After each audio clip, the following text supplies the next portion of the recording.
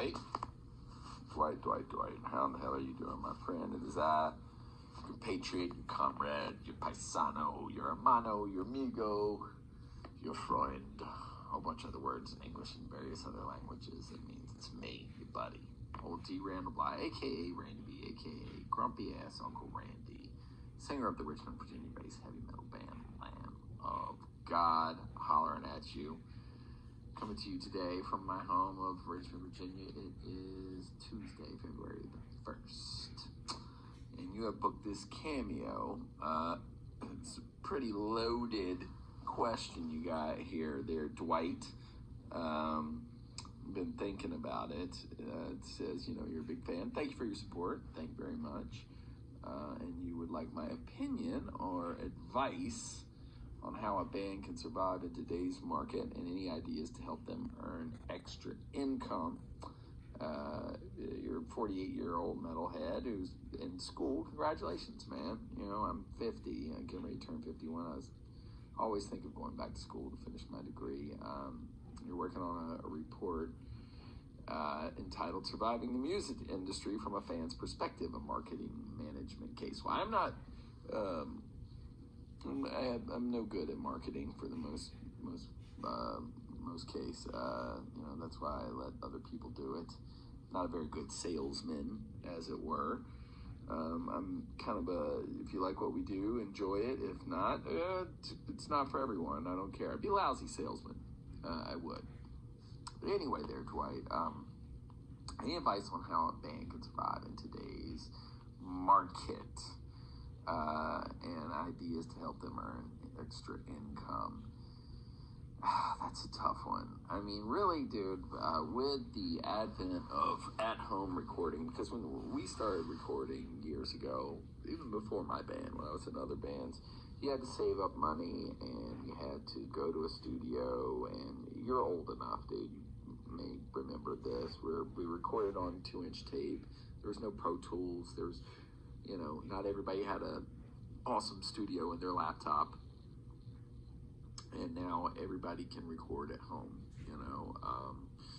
and in many ways that's a good thing, the democratization of the recording process. I think making music is good for everyone. I do. I think it's, each of us is a musician from birth, because we all keep rhythm, got a heartbeat, boom, boom, boom, boom, boom, boom, boom. It's within us. It's primal. That being said, I think it's great that everybody makes music or can have the potential to make music with the home recording technology that's available pretty much everywhere. You can find it free, rudimentary stuff on the internet.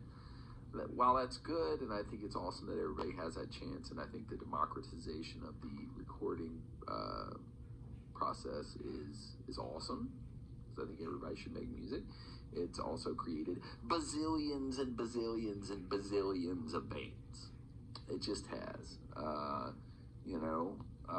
so, there's so many more bands now than there ever were. And, a lot of them are one-person projects, which is cool, man. I know some people who do one-person bands because you can record everything yourself at home. But there's a massive amount of music out there. And it is being pushed through Facebook and, Instagram and all that stuff, which it's also great. Once again, you can, promote your own shows,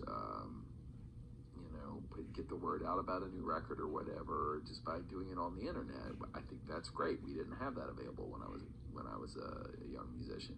However, once again, there's millions and millions and millions and millions of people doing that. So, for me, what I think, a couple of things for younger bands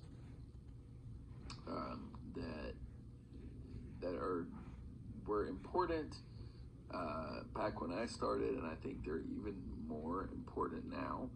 Is number one, don't sound like everybody else. You know what I mean?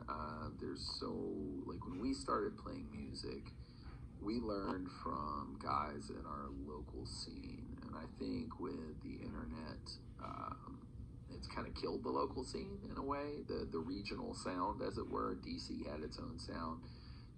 New York has its own sound. New Orleans had its own sound.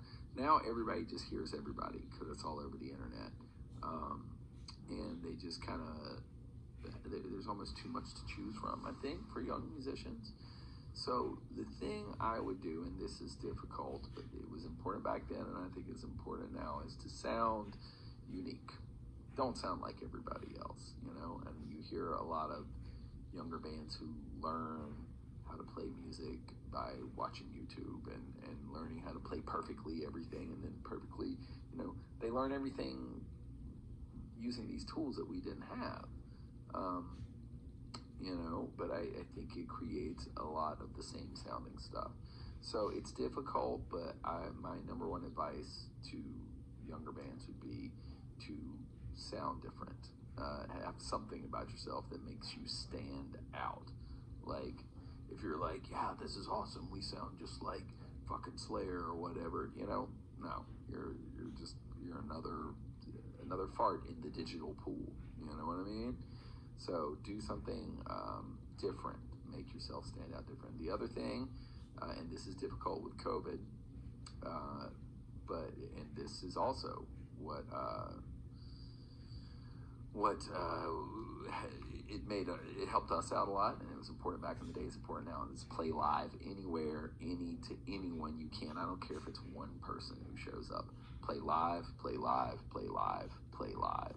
That's the most important thing. Go out, because you can sound perfect on a computer recording, but if you won't get out in front of people and kick ass, no one gives a fuck. And live shows are where word of mouth spreads. It really does, whether person to person or via the internet. So be unique and kick ass live. As far as extra income, man, come up with creative merch. I'm a glorified black t-shirt salesman. Sell something different, I guess. It's kind of hard. But good luck with your paper, man. I don't have much marketing advice, or I guess you could learn covers and do bar mitzvahs if you were a band. If you're that talented, there's money in that. The cover circuit. But creative merch, I would guess, golf towels there, Dwight. So, hope that helps you out. Good luck with your paper, buddy. Peace.